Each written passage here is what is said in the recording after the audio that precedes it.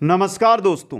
NCERT व RBSE की पाठ्यक्रम पर आधारित कक्षा 6 से जो 12 का पाठ्यक्रम है, हम देख रहे हैं राजस्थान इतिहास। और आज हमारी रहेगी क्लास नंबर 4। क्लास नंबर 1 और 2 थी राजस्थान की सभ्यताओं की। क्लास नंबर 3 थी हमारी, वो थी गुर्जर प्रतिहार राजवंश की। आज हमारी जो क्लास शुरू की हमने वो की है चौहान वंश की। और चौहान वंश के बारे में जब हम इतिहास की ओर बढ़ते हैं तो बहुत अधिक अध्ययन है या बहुत लंबा विस्तृत अध्ययन हमें करना पड़ता है। हम चल रहे हैं एनसीईआरटी और आरबीएसई के अकॉर्डिंग, तो जो एनसीईआरटी आरबीएसई में हमें मिलेगा उतनी जानकारी यहां पर आपको देंगे। आज की क्लास के अंदर हम सांभर का जो चौहान वंश है, अजमेर का जो चौहान वंश है, इनके बारे में क्या करेंगे, अध्ययन करेंगे दोस्तों। इनके अलावा और भी तो चौहान वंश बच जाता है। और की अगर हम बात करें तो जैसे हम नाडोल का चौहान है, जालोर, सिरोही, बूंदी, कोटा या रणथंभौर है, इनका हम आगे के पार्ट 2 के अंदर अध्ययन करने वाले हैं दोस्तों। यह हस्तलिखित नोट से हमारी क्लास रहेगी और चौहान वंश का पार्ट 1 ये रहेगा दोस्तों। अगर आपको बाकी की क्लासें अटेंड करनी है तो प्लेलिस्ट में भी आपको मिल जाएगी सभी क्लासें। राजस्थान इतिहास कोर्स एनसीईआरटी व आरबीएसई के अकॉर्डिंग वहां पर आपको क्लासें मिल जाएगी, या फिर आप है जो डिस्क्रिप्शन में जाकर वहां से भी है जो क्लासें अटेंड कर सकते हैं। यहां पर हम बात करते हैं मित्रों, अगर आपको अदर कोई भी जानकारी, किसी भी प्रकार की जानकारी आपको चाहिए तो यहां पर नीचे इंस्टाग्राम आईडी दी गई है, वहां पर जाइए, सभी साथी जाइए। यह नहीं है कि कोई भी चीजें, सभी जाइए और वहां से जाकर फॉलो करके आप मैसेज कर सकते हैं दोस्तों। तो शुरू करते हैं आज की इस टॉप क्लास को। हम बहुत ही इंपॉर्टेंट क्लास रहेगी। सबसे पहला आपका कार्य लाइक और शेयर का रहेगा, तो लाइक और शेयर कर दें और चैनल को जो नए साथी है वो सब्सक्राइब जरूर कर लें दोस्तों।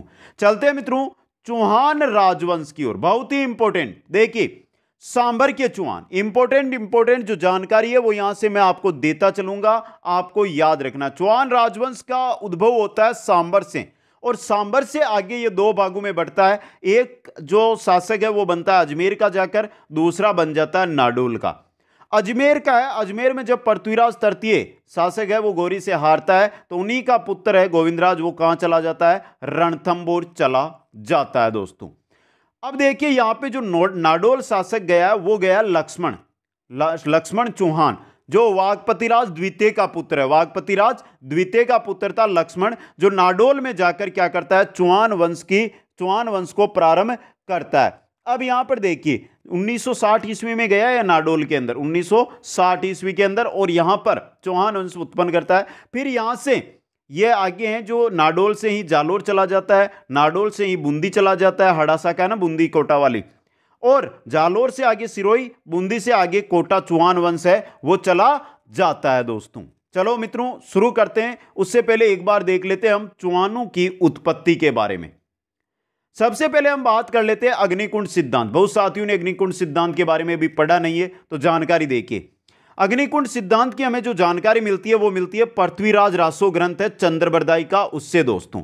और इसमें क्या कहा गया है, कहा गया है कि आबू में गुरु वशिष्ठ द्वारा अग्निकुंड यज्ञ किया गया था। आबू के अंदर गुरु वशिष्ठ है, उनके द्वारा अग्निकुंड यज्ञ किया गया, जिससे 4 राजपूत जातियां उत्पन्न हुई, प्रतिहार, परमार, चालुक्य और चौहान। तो यहां पे चौहान हमारी आ गई, ये 4 राजपूत जातियों में चौहान आ गए, मतलब चौहान है वो अग्निकुंड से उत्पन्न हुए हैं। ये चंद्रबरदाई का पृथ्वीराज रासो हमें जानकारी देता है। और इसके समर्थक है मूर्णोत नैणसी, सूर्यमल मिश्रण। कौन कौन है, मूर्णोत नैणसी है और सूर्यमल मिश्रण है दोस्तों। इनके अलावा देखिए मित्रों यहां पर विदेशी, यानी कि चौहानों को विदेशी जाति का वंशज मानते हैं कर्नल जेम्स टोड, स्मिथ और विलियम क्रुक दोस्तों। वत्स गोत्रीय ब्राह्मण इनको मानते हैं डॉक्टर दशरथ शर्मा और बिजोलिया शिलालेख। बिजोलिया शिलालेख है वो, और डॉक्टर दशरथ शर्मा ये मानते हैं कि ये क्या है, वत्स गोत्रीय ब्राह्मण है। इनको चंद्रवंशीय मानते हैं, एक तो हासी शिलालेख में और अचलेश्वर शिलालेख में इनको क्या माना गया है, चंद्रवंशीय माना गया है। खज जाति का इन्हें माना है डॉक्टर भंडारकर ने दोस्तों।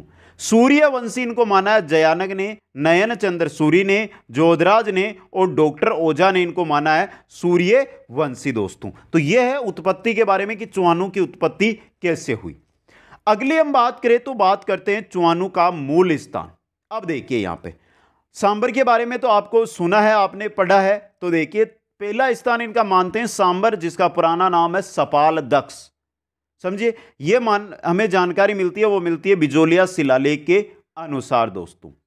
दूसरी जो इनका मूल स्थान की जानकारी मिलती है वो मिलती है अनंत प्रदेश। अनंत प्रदेश वर्तमान सीकर को कहा जाता है दोस्तों। ये कहां से मिलती है? हर्षनाथ शिलालेख के अनुसार, यानी हर्षनाथ जो हर्ष पहाड़ी पर सीकर में शिलालेख है उसके अनुसार। तीसरी जानकारी मिलती है हमें पुष्कर से। यहां पुष्कर की जानकारी हमें मिलती है अमीर महाकाव्य और सुरजन चरित्र के अनुसार दोस्तों। ये मूल स्थानों की जानकारी हमें मिलती है दोस्तों। और हम शुरू करते हैं अब सांबर के चौहान। सांबर के चौहानों की हम बात करते हैं तो सबसे पहले बात करेंगे हम वासुदेव चौहान की, जो सांबर के चौहान वंश के, सांबर में चौहान राजवंश के संस्थापक है, आदि पुरुष है, मूल पुरुष है। कौन है? वासुदेव चौहान दोस्तों। अब देखिए यहां पे वासुदेव चौहान ने चौहान वंश की स्थापना सांबर में की थी 551 ईस्वी के अंदर। कहां पर? सांबर यानी सपालदक्ष, वर्तमान में कहां पर है ये? जयपुर के अंदर दोस्तों। इनकी राजधानी थी अहिर छत्रपुर। अहिर छत्रपुर वर्तमान में जिसको हम नागौर के नाम से जानते हैं वो ही है अहिर छत्रपुर दोस्तों। वासुदेव चौहान ने निर्माण किसका करवाया? सांबर झील का। बहुत बार एग्जामों में आ भी चुका है, सांबर झील का निर्माण किसने करवाया? वासुदेव चौहान ने। इसकी जानकारी हमें बिजोलिया शिलालेख से मिलती है। सांबर झील के निर्माण की जानकारी बिजोलिया शिलालेख से। तो देख लीजिए ये भी इंपॉर्टेंट क्वेश्चन है, ये भी स्थापना वाला भी इंपॉर्टेंट है, राजधानी वाला भी इंपॉर्टेंट है। तो वासुदेव से रिलेटेड जो जानकारी आई है सभी यहां पर आपके लिए बहुत ही इंपॉर्टेंट रहेगी। थोड़ी बात यहां पर हम कर रहे हैं बिजोलिया शिलालेख की, क्योंकि बिजोलिया शिलालेख हमारे सांबर के बारे में बिजोलिया शिलालेख, मूल स्थान के बारे में बिजोलिया शिलालेख से मिलती है। वत्स गोत्रीय ब्राह्मण इनको बताया गया है, वो भी बिजोलिया शिलालेख से हमें जानकारी मिलती है। या सांबर झील की हम बात करते हैं तो वो भी हमें बिजोलिया शिलालेख से जानकारी मिलती है। तो थोड़ी जानकारी ले लेते हैं बिजोलिया शिलालेख की। देखिए बिजोलिया शिलालेख, इसका समय की अगर हम बात करते हैं तो 1170 ईस्वी के आसपास का समय हमें प्राप्त होता है इससे। इसका रचयिता कौन है? गुणभद्र है दोस्तों। कहां है ये वर्तमान में? बिजोलिया का जो पार्श्वनाथ मंदिर है वहां पर स्थित है दोस्तों। लगाया किसने? जैन श्रावक लोलाग ने इसको लगाया दोस्तों। इसके बाद यानी कि वासुदेव चौहान के बाद शासक बनते हैं दुर्लभ राज। दुर्लभ राज प्रथम दोस्तों। पर्तियार शासक वत्सराज का क्या था? ये सामंत था। पर्तियार शासक वत्सराज है, उसका क्या था? सामंत। पर्तियार वत्सराज की बात हो रही है, चौहान नहीं है। गुर्जर पर्तियारों में आया था ना वत्सराज, उसका सामंत था दुर्लभ राज प्रथम। त्रिपक्षीय संघर्ष में भाग लिया और मारा गया, यानी पर्तियार पाल और राष्ट्रकूटों के मध्य जो त्रिपक्षीय संघर्ष कन्नौज पर अधिकार को लेकर चल रहा था उसके अंदर दुर्लभ राज प्रथम ने भाग लिया और वहां पर इसको ये मारा गया दोस्तों। इसके बाद आते हैं गुहक प्रथम। पर्तियार शासक नागभट्ट द्वितीय का सामंत था। नागभट्ट द्वितीय गुर्जर पर्तियार वंश का था ना, उसका क्या था? ये सामंत था। इसने निर्माण किसका कराया? हर्षनाथ मंदिर का। कहां पर? सीकर के हर्ष पर्वत पर हर्षनाथ मंदिर का निर्माण करवाया, जो है चौहानों के कुल देवता। कौन? हर्षनाथ। हर्षनाथ है चौहानों के कुल देवता दोस्तों। इनके बाद शासक बनते हैं, वो बनते हैं दोस्तों गुहक द्वितीय। गुहक द्वितीय की बहन थी कलावती, जिसका विवाह हुआ था भोजराज के साथ। जो भोजराज है वो कहां के शासक है? कन्नौज के शासक है दोस्तों। इनके आगे बनते हैं चंदन राज चौहान। अब देखिए चंदन राज चौहान से दो क्वेश्चन है जो बहुत ही इंपॉर्टेंट बनते हैं, वो मैं बता दूंगा। चंदन राज चौहान दिल्ली के तोमर शासक थे रुद्र। इन्होंने रुद्र को क्या किया है? पराजित किया है। और रुद्र की ही क्या थी? बहन, जिसको बना लिया पत्नी। यहां पे देखिए रुद्राणी, रुद्राणी से कर लिया इन्होंने विवाह। रुद्र की बहन दोस्तों। रुद्राणी का अन्य नाम था आत्मप्रभा। क्या नाम था? आत्मप्रभा दोस्तों, जो शिव भक्ति और योग क्रिया के अंदर क्या थी? निपुण थी। मित्रों रुद्राणी है ना, इसको राजस्थान की योगिनी रानी कहा जाता है। रुद्राणी को राजस्थान की योगिनी रानी कहा जाता है। राजस्थान की योगिनी रानी रुद्राणी दोस्तों। और सर्वाधिक इंपॉर्टेंट क्वेश्चन बनता है वो ये बनता है पुष्कर झील, जो पुष्कर अजमेर में है, उस पर प्रतिदिन 1000 दीपक कौन सी रानी जलाती थी? कौन? देखिए प्रतिदिन 1000 दीपक जलाकर पुष्कर झील में समर्पित करती थी, वो रानी थी रुद्राणी दोस्तों, यानी आत्मप्रभा, चंदन राज चौहान की रानी दोस्तों।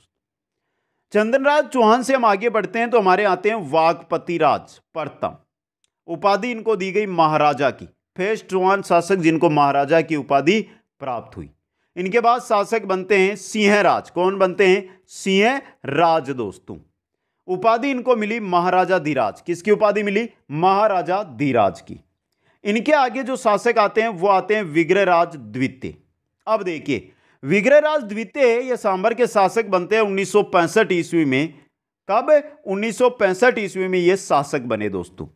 प्रारंभिक शासकों में सबसे प्रभावशाली, सबसे योग्य, सबसे प्रतापी शासक की अगर हम बात करें चौहान वंश में तो वो है विग्रहराज द्वितीय। अब तक जो शासक बने चौहान वंश के उनमें सबसे प्रतापी शासक मानकर चलिए, सबसे प्रभावी शासक थे ये।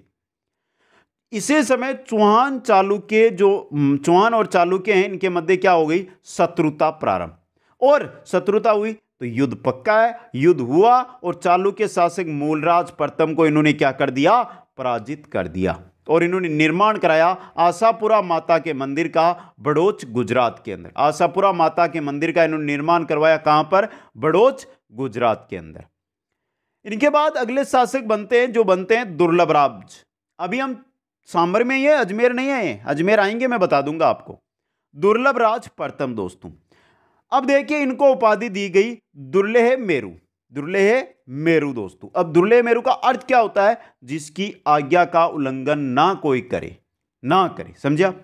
इनके बाद आते हैं गोविंदराज तृतीय, जिनको उपाधि दी गई वेरिदर भट्ट की उपाधि।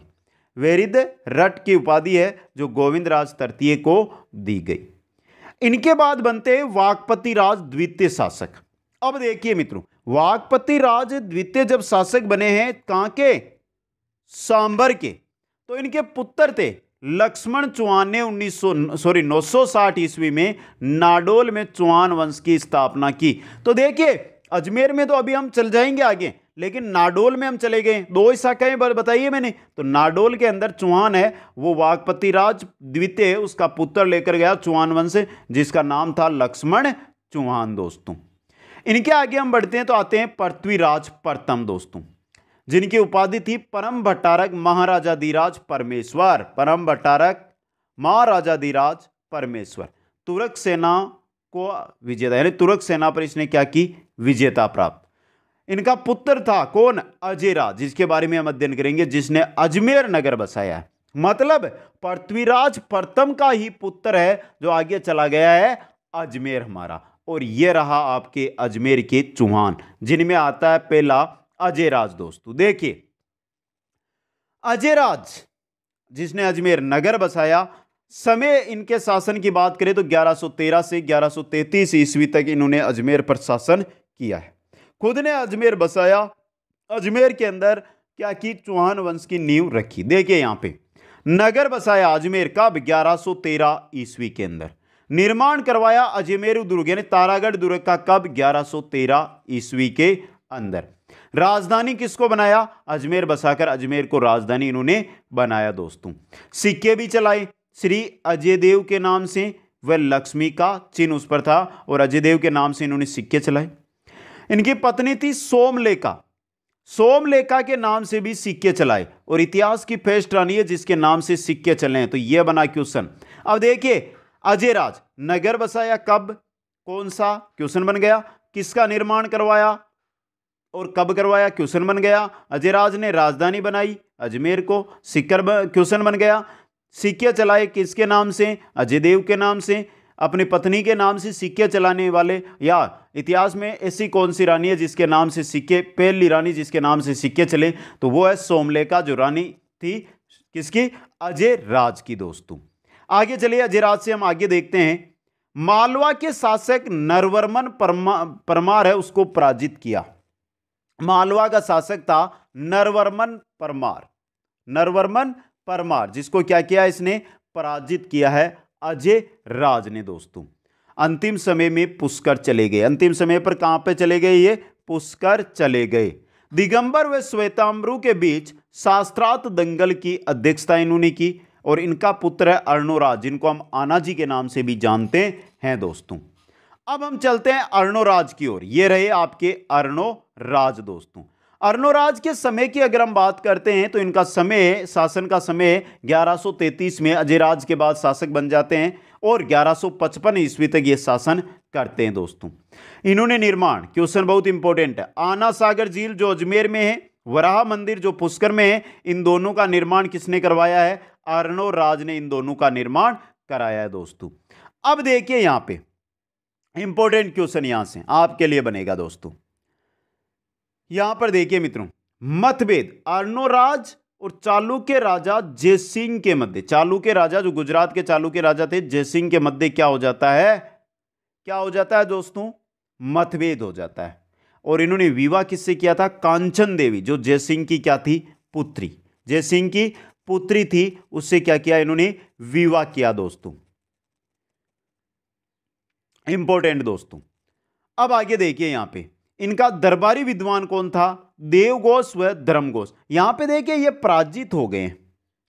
मतभेद यानी अर्णोराज और चालुक्य राजा जयसिंह के मध्य जो संघर्ष होता है 1150 ईस्वी में, ये संघर्ष होता है दोस्तों।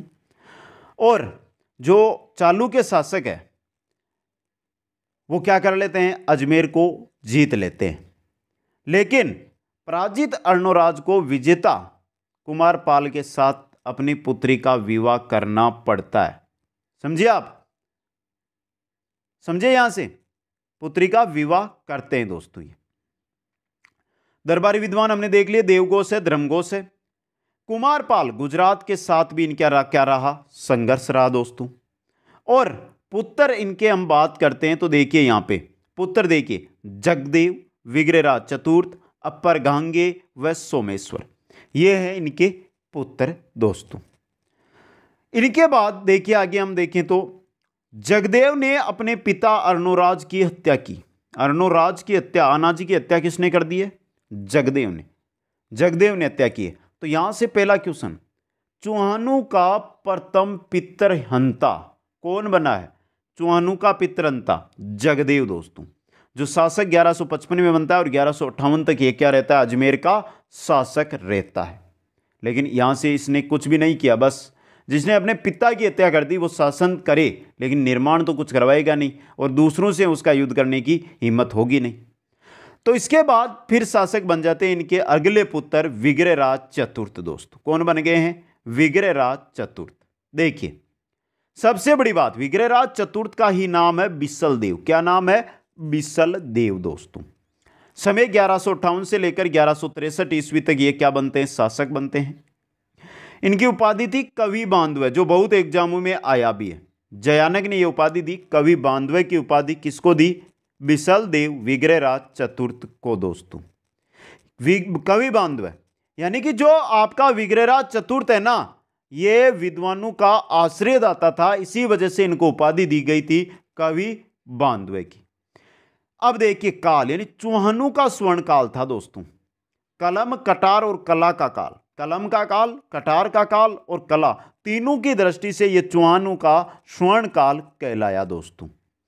दरबारी कवि के अंदर देखिए सोमदेव था जिसने ललित विग्रहराज की रचना की, नरपति नाल था जिसने बिसलदेव रासों की रचना की दोस्तों। इंपॉर्टेंट चीज है आपके लिए ये। अब देखिए विग्रहराज चतुर्थ ने राजधानी बना ली है दिल्ली। विग्रहराज चतुर्थ ने राजधानी बना ली है दिल्ली। कहां पर दोस्तों? दिल्ली। विग्रहराज चतुर्थ ने गजनी के शासक थे अमीर खुसराह को हराकर राज्य विस्तार किया। तोमरू का शासक था दिल्ली का, तोमर जो वंश है इसका शासन था दिल्ली पर। और तोमर को भी क्या कर दिया? तोमर यानी तंवर मान लो या तोमर मान लो, इनको भी हरा लिया और ये कहां चले गए? दिल्ली चले गए। दिल्ली मतलब दिल्ली तक इनका शासन हो गया दोस्तों। इसी वजह से बोले या फिर कलम, कटार, कल्ला, तीनों की वजह से ये चौहानों का स्वर्णकाल विग्रहराज चतुर्थ का काल कहलाता है दोस्तों। बहुत ही इंपॉर्टेंट जानकारी यहां से मिली।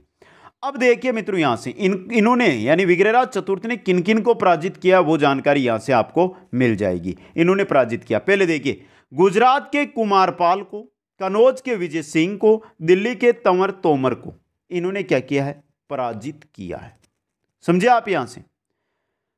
आगे देखिए किलहोर ने विग्रहराज चतुर्थ की तुलना कालिदास व बहुभूति विद्वान से की है दोस्तों, क्योंकि विग्रहराज चतुर्थ ने हरिकेली नाटक और इनके जो विद्वान थे सोमदेव, उन्होंने ललित विग्रहराज नामक नाटक की रचना की। तो एक क्वेश्चन ये अच्छा बन सकता है आपके, ललित विग्रहराज की पूछेंगे तो आपको सोमदेव याद है, लेकिन कभी ये क्वेश्चन पूछ लिया कि हरिकेली नाटक की रचना बिसलदेव किसने की, तो किसने की है, बिसलदेव या विग्रहराज चतुर्थ ने की है दोस्तों। आगे देखिए निर्माण की अगर हम बात करें तो संस्कृत कंठाभरण पाठशाला, यानी संस्कृत पाठशाला अजमेर के अंदर इन्होंने निर्माण कराई थी। कुतुबुद्दीन ऐबक ने तोड़कर 2.5 दिन झोंपड़े का निर्माण वहां पर करवा दिया। कुतुबुद्दीन ऐबक ने उसको तोड़ा और वहां पर 2.5 दिन के झोंपड़े का निर्माण है कुतुबुद्दीन ने करवा दिया। संस्कृत पाठशाला जिसका निर्माण विग्रहराज चतुर्थ ने करवाया, उसको कुतुबुद्दीन ऐबक ने तोड़ा दोस्तों। आगे चलिए, अब 2.5 दिन का झोंपड़ा देखिए, 2.5 दिन का झोंपड़ा देखिए, राजस्थान की प्रथम मस्जिद है ये। 2.5 दिन का झोंपड़ा राजस्थान की प्रथम मस्जिद है। उर्स पंजाब शाह का उर्स वहां पर लगता है, और अन्य नामों की बात करें तो 16 खंभों का महल भी उसको कहा जाता है दोस्तों। विग्रहराज चतुर्थ ने दरबारी धर्मघोष सूरी के कहने पर एकादशी के दिन पशुवध पर प्रतिबंध लगा दिया था।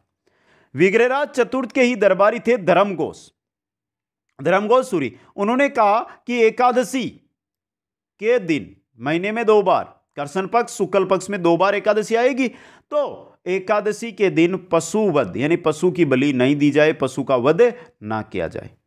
अब देखिए यहां से इंपॉर्टेंट चीजें और आएगी आपके सामने। विग्रहराज चतुर्थ की रचना हरिकेली है, जो अर्जुन शिव के मध्य संवाद है दोस्तों। विग्रहराज चतुर्थ के बाद अपारगंगे शासक बना। अपारगंगे की हत्या पृथ्वीराज द्वितीय ने की, वह स्वयं शासक बना। पृथ्वीराज द्वितीय वो निसंतान रहा। चाचा सोमेश्वर क्या बन गया, शासक बन गया। पृथ्वीराज द्वितीय का चाचा था सोमेश्वर, जो बन गया शासक। देखिए यहां से विग्रहराज चतुर्थ के बाद आ गया अपारगंगे। अपारगंगे की हत्या कर दी पृथ्वीराज द्वितीय ने। पृथ्वीराज द्वितीय ने हत्या तो कर दी लेकिन निसंतान था, तो ऐसी स्थिति में शासक बन गया चाचा सोमेश्वर, और ये रहे आपके सोमेश्वर चौहान। सोमेश्वर चौहान समय देखिए 1169 से 1177 ईस्वी तक। पिता इनके अर्णोराज, इनके पिता कौन है, अर्णोराज दोस्तों। माता है कांचन देवी, माता कौन है, कांचन देवी। विवाह कर्पूरी देवी, दिल्ली के अनंगपाल तोमर की क्या थी, पुत्री थी। उनसे ये इन्होंने क्या किया, विवाह किया। और सबसे इंपॉर्टेंट प्रधानमंत्री केमास या कदमवास, केमास या कदमवास, ये क्वेश्चन एग्जाम में आता है, या कर्पूरी देवी वाला क्वेश्चन भी एग्जाम में आता है, क्योंकि कर्पूरी देवी 11 वर्ष की उम्र के अंदर ही पृथ्वीराज तृतीय का जो कार्यभार है, शासक बनते हैं, तो कार्यभार राज्य है वो संभालती है कर्पूरी देवी, जो दिल्ली के अनंगपाल तोमर की पुत्री है दोस्तों। यह है सोमेश्वर चौहान। अब आते हैं सबसे इंपॉर्टेंट चीज की ओर हम जब बढ़ते हैं तो हमारे आते हैं पृथ्वीराज तृतीय दोस्तों। पृथ्वीराज तृतीय बहुत ही इंपॉर्टेंट और बहुत क्वेश्चन एग्जामों में आज तक आए हैं, चाहे आप राजस्थान की किसी भी प्रतियोगी परीक्षा की तैयारी कर रहे हैं। 1177 से 1192 ईस्वी तक इन्होंने शासन किया।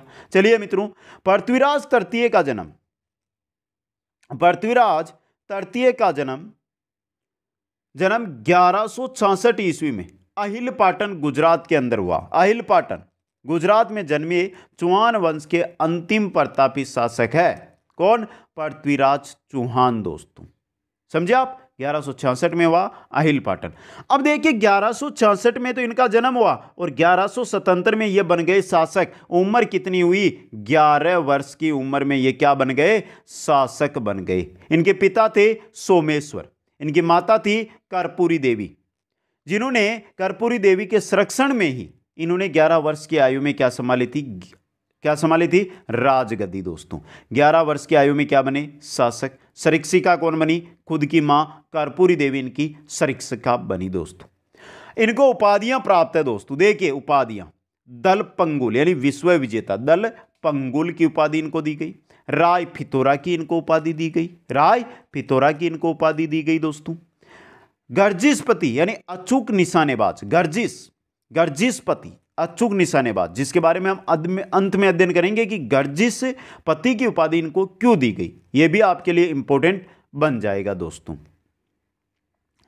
अब आगे देखिए मित्रों, आगे इनके बारे में यह जानकारी है, जो मुख्य जानकारी है यहां से आपके सामने है। जो साथी नोट्स बना रहे हैं वो स्क्रीनशॉट ले लें, बाद में नोट्स बनाएं और स्क्रीनशॉट को आप डिलीट भी कर सकते हैं। अब देखिए इनका प्रधानमंत्री कौन बना, कदमवास यानी केमास इनका प्रधानमंत्री बना और सेनापति था भुवनमल। कौन था? भुवनमल दोस्तों। अब यहाँ पर हमें विवाद है, संयोगिता से विवाद है, जिसको लेकर कनौज का इनका जो विवाद चलता है वो हम आगे बात करेंगे। पहले हम देखिए पृथ्वीराज चौहान के जो अभियान है उनके बारे में। गुड़गांव का युद्ध 1178 ईस्वी में, बंडानकू का दमन 1182 ईस्वी में, महोबा विजय 1182 ईस्वी में। देखिए जो गुड़गांव का युद्ध होता है वो होता है नागार्जुन और पृथ्वीराज तृतीय के मध्य, जिसमें विजय हो जाते हैं पृथ्वीराज तृतीय 1178 में।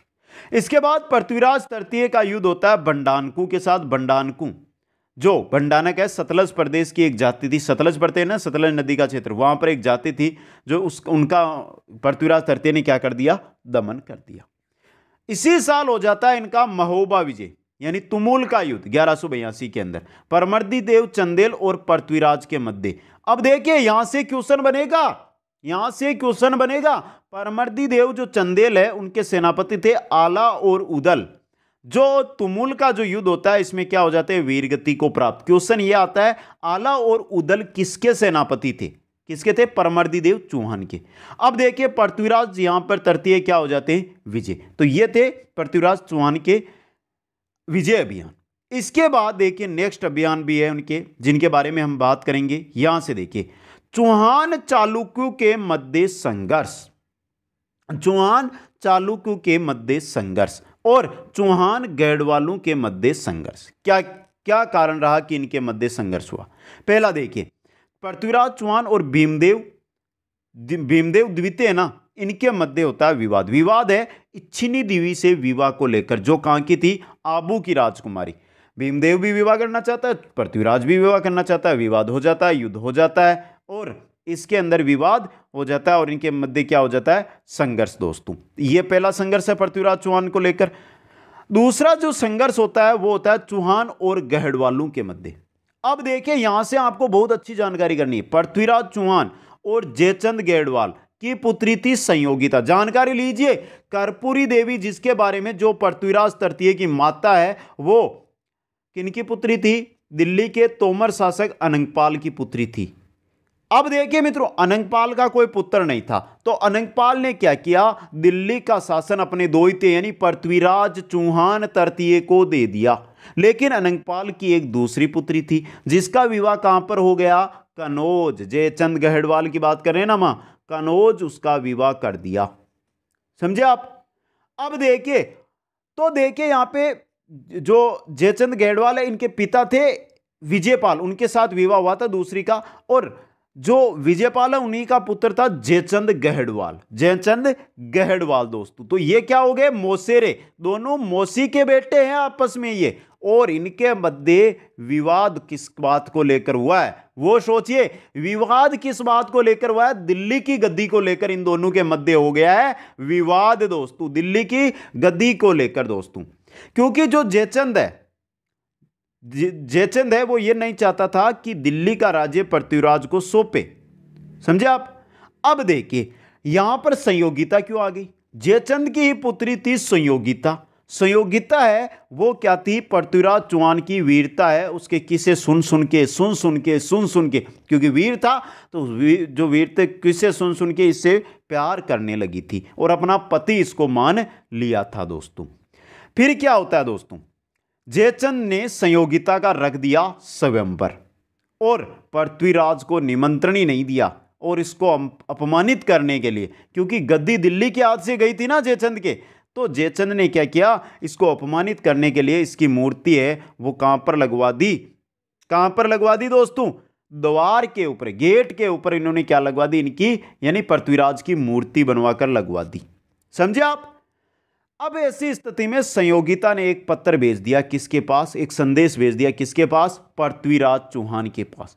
पृथ्वीराज अपने विश्वस्त जो साथी थे, अनुचर थे, उनके साथ भेष बदला और पहुंच गया स्वयंवर के अंदर, और वहां से वो संयोगिता को लेकर आ गया और शादी कर ली। तो यह हुआ था विवाह दोस्तों। पृथ्वीराज चौहान ने संयोगिता से इस प्रकार क्या कर लिया? विवाह कर लिया दोस्तों। आगे देखिए, इसके बाद दोस्तों पृथ्वीराज और गौरी के मध्य संघर्ष, जो त्राहिन का युद्ध हम पढ़ते पढ़ते बड़े हुए हैं, वो चीज़ें हैं जिनसे हम पढ़ेंगे दोस्तों। अब देखिए, त्राहिन का प्रथम युद्ध और त्राहिन का द्वितीय युद्ध जो मोहम्मद गौरी और पृथ्वीराज चौहान के मध्य होते हैं। पहले प्रथम युद्ध देख ले मित्रों, पर द्वितीय युद्ध देखेंगे। प्रथम युद्ध देखिए, त्राइन का प्रथम युद्ध कहां, करनाल हरियाणा में हुआ। कब हुआ, 1191 ईस्वी में। कारण तबरिंद पर गोरी का कब्जा, बठिंडा पंजाब की बात है, उसको लेकर हुआ था। मध्य देखिए, पृथ्वीराज चौहान तृतीय और मोहम्मद गौरी विजय कौन रहा, पृथ्वीराज चौहान इसमें विजय रहा। गोविंद राय दिल्ली ने गौरी के दांत तोड़ दिए। गोविंद राय दिल्ली ने इस क्या कर दिए, दांत तोड़ दिए। यहां से देखिए, पहले एक बार हम दोनों युद्धों को देख लेते हैं। यह प्रथम युद्ध हो गया आपका त्राइन का प्रथम युद्ध, जिसमें विजय कौन रहा है, पृथ्वीराज चौहान। अब 1192 की बात करते हैं तो 1192 के अंदर वापस कौन आ जाता है, गोरी वहीं त्राइन में आ जाता है। और कन्नौज का जो राजा था ना जेचन, जो मोसेरा भाई है पृथ्वीराज तृतीय का, उसको साथ लेकर लगभग 1,20,000 सैनिकों के साथ आ गया उसी त्राइन के मैदान में। और वहां से पृथ्वीराज ने तो ये कहलवा दिया यहां से कि सेना को लेकर आप त्राइन के मैदान में आइए मत, वापस चले जाइए। समझे आप, वापस लौट जाइए, अन्यथा युद्ध स्थल में हमारी युद्ध होगा, भेंट होगी। लेकिन यहां से गौरी ने गेम खेल लिया, गेम खेलते ना, गेम खेल लिया। और गौरी ने कहा क्या कि मैं तो युद्ध के लिए आया ही नहीं हूं, मैं तो एक संधि के लिए आया हूं, संधि करना चाहता हूं। तो ऐसी स्थिति में पृथ्वीराज तृतीय अपने विश्वस्त साथियों के साथ मैदान में आ डटा। सारी रात, शाम को पहुंचे, सारी रात दोनों ओर खुशियां मनाई जा रही है। उधर उनको धोखा देना इसलिए, और इधर कि हमारी संधि होगी तो हमारे दंगा यानी युद्ध नहीं होगा। दोनों ओर खुशियां चल रही है। जैसे ही सुबह पृथ्वीराज के जो सैनिक है वो उठे नहीं थे, लगभग सुबह हुई थी, उसी समय क्या कर दिया, गौरी ने इन पर अटैक। सैनिक भी कम और ऐसी स्थिति के हथियार भी उनके पास नहीं है। तो ऐसी स्थिति में आपको पता है कि क्या होगा, मारा जाना है। और इसमें क्या हो जाता है, गौरी विजय हो जाता है। गौरी का दूत कीवाम उल मुलुक मुल्तानी, ये गौरी का दूत था दोस्तों। नोट, पृथ्वीराज चौहान तृतीय का घोड़ा था जिसका नाम था नाट्यरंबा। क्या नाम था, नाट्यरंबा। ये क्वेश्चन आया हुआ है इसलिए बता रहा हूं आपको। अब देखिए मित्रों, गोविंद राय जो है दिल्ली का शासक, उसने क्या कर दिया था, गौरी के दांत तोड़ दिए थे। चंद्रबरदाई की रचना पृथ्वीराज रासो के अनुसार गौरी ने पृथ्वीराज तृतीय को गजनी में कैद किया और आंखें फोड़ दी। अगर हम चंद्रबरदाई की बात करें, चंद्रबरदाई की जो रचना है पृथ्वीराज रासो, उसके अनुसार देखें तो वो कहता है कि जो गौरी है, मोहम्मद गौरी, वो क्या उसने पृथ्वीराज तृतीय जब युद्ध आ रहा तो वहां से कैद किया और कैद करके कहां ले गया, गजनी, और गजनी में पृथ्वीराज की दोनों आंखें फोड़ दी। अब यहां पर देखिए मित्रों, बात आती है, पृथ्वीराज चौहान ने शब्दभेदी बाण के माध्यम से गौरी की हत्या कर दी। किस आधार पर, चंद्रबरदाई उनके साथ था और चंद्रबरदाई ने क्या कहा, 4 बांस 24 अंग गज अंगुल अष्ट प्रमाण ता ऊपर बेटियों सुल्तान मत चूके चौहान। यानी उन्होंने, क्योंकि जो हमारे यहां पर पृथ्वीराज तृतीय की जिनके बारे में हम बात करते हैं वो क्या थे मित्रों, पृथ्वीराज तृतीय बाण चलाने में यानी कि अचूक निशानेबाज थे। अगर उनको बता दिया जाए तो आंख बंद करके भी वो उस निशाने पर निशाना लगा सकते थे। गजर्षपति थे नहीं, गर्जिष्पति, इसी वजह से दोस्तों तो उन्होंने बाण चलाई और गौरी की हत्या कर दी दोस्तों। यह था हमारे यहां पर पृथ्वीराज तृतीय के बारे में। लेकिन अब देखिए, वहां पर जब एक शासक है जो दुनिया को जीत रखा है, मोहम्मद गौरी ने, उसकी हत्या की जाएगी तो पृथ्वीराज की भी वहां पे जो सैनिक है वो उनके द्वारा हत्या कर दी जाएगी। तो ऐसा कहा जाता है कि वहीं पर पृथ्वीराज की भी हत्या कर दी गई दोस्तों। तो यहां पर जैसे ही पृथ्वीराज की हत्या होती है तो अजमेर के अंदर चौहान वंश है वो क्या हो जाता है, खत्म हो जाता है दोस्तों। अब देखिए यहां पे पृथ्वीराज तृतीय के बारे में कुछ जानकारी। अंतिम हिंदू सम्राट था ये, अंतिम हिंदू सम्राट। इनके दरबारी में देखिए चंद्रबरदाई जिनका नाम है पृथ्वी भट्ट, पृथ्वीराज रासो ग्रंथ की रचना की, जयानक जिसने पृथ्वीराज विजय की रचना की, वागीश्वर और जनार्दन। पृथ्वीराज चौहान ने निर्माण करवाया था पिथौरागढ़ किला का, कहां पर, दिल्ली के अंदर। इनका भाई था हरिराज। कौन था, हरिराज दोस्तों। अब देखिए इनका पुत्र है, इनका पुत्र कौन है मित्रों, गोविंद राज, जो अजमेर में तो शासन कर नहीं पाएगा। अजमेर में तो वो शासन कर नहीं पाएगा, तो वो कहां चला गया? कहां चला गया? रणथंबोर गया। और 1194 ईस्वी के अंदर रणथंबोर के अंदर इसने क्या किया? चौहान वंश है उसकी नींव वहां पर रखी दोस्तों। अब जब हम आगे बढ़ेंगे दोस्तों, तो रणथंबोर के बारे में पढ़ना है। तो रणथंबोर देखिए यहां पर कौन आया है? गोविंदराज। और गोविंदराज ही रणथंबोर में चौहान वंश का संस्थापक होगा दोस्तों। मुख्य और इंपॉर्टेंट चीज है आपके लिए। आ गया समझ में यहां से मित्रों? पृथ्वीराज चौहान के समय गोरी के साथ ख्वाजा मोइनुद्दीन चिश्ती भी कहां आए थे? अजमेर आए थे दोस्तों। यह भी इंपॉर्टेंट है। तो यह था आज का हमारा क्लास, जिसके अंदर सांबर के बाद अजमेर का चौहान वंश है वो संपूर्ण पढ़ लिया। और इतना अगर आपने याद कर लिया ना मित्रों, तो वो आप ढेर सारी किताबें पढ़ते हैं उनसे कोई काम नहीं आएगा। सिर्फ काम इतना ही आता है, यहीं से जो क्वेश्चन है वो आपको देखने को मिलते हैं दोस्तों। अब आपका कमेंट चाहता हूं कि आपको यह सच बता दीजिए एक बार मित्रों, आप सभी साथी बता दीजिए क्लास कैसी लगी। अच्छी लगी है ना?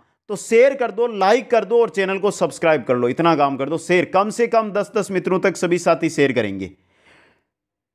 आप सभी को बहुत बहुत धन्यवाद। जय हिंद, जय भारत।